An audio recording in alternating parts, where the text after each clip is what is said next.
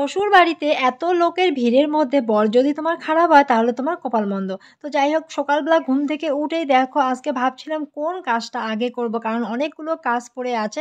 এদিকে রান্না করতে হবে, এদিকে কলের পাড়ে এক গাদা থালা বাসন আমি ভিজিয়ে রেখেছি, তো সেগুলো মাজতে হবে। তারপর ভাবলাম যেহেতু মেয়েকে আমাকে স্কুলে পাঠিয়ে দিতে হবে, তার আগে আমি ভাতটা বসিয়ে দিই। তো ভাত বসাতে গিয়ে এদিকে দেখো ভাবলাম আজকে ডাল করব কি, তারপর ভাবলাম যে না, একটা আলু সিদ্ধ দিয়ে দেই, ওই খেয়ে মেয়ে স্কুলে যাবে। তারপর মনে মনে ভাবলাম মেয়ের ডাল না হলে চলেই না।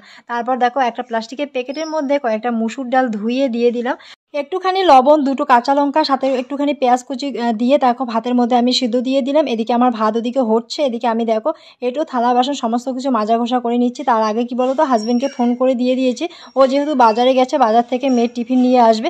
এদিকে ভাতটাও হয়ে গেছে, দেখো ভাতটা আমি মাছটা গালিয়ে নিচ্ছি, তারপর মেয়ের টিফিনের জন্য সমস্ত কিছু রেডি করছি। তো চলো, এদিকে হাজবেন্ড তো চলে গেল জমির দিকে, তবে আমার হাজবেন্ড জানো তো এদিক দিয়ে অনেকটাই ভালো, ও কিন্তু কখনো আমাকে চাপ দেয় না জমির দিকে যেতে। তো চলো, আজকের মিনি ব্লগটা ভালো লাগলে অবশ্যই লাইক করো, কমেন্ট করো, সাবস্ক্রাইব করো।